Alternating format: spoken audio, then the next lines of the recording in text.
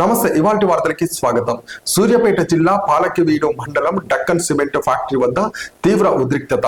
పోలీసులపై కర్రలు రాళ్లతో దాడికి దిగిన బీహార్ కార్మికుల దాడిలో 2 పోలీసులు వాహనాలు ధ్వంసమైనట్టు తెలియజేశారు.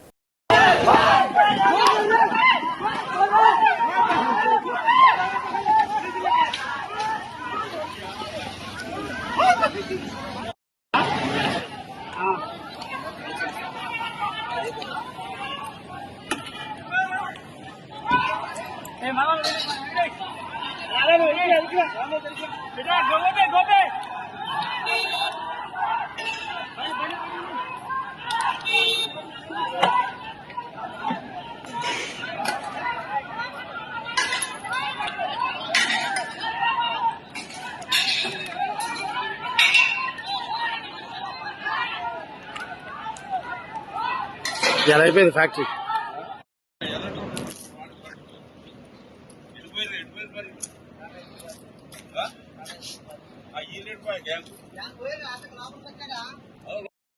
ఎస్పీ గారు ఇప్పుడు వస్తాడు. ఎస్పీ గారు వస్తాడు.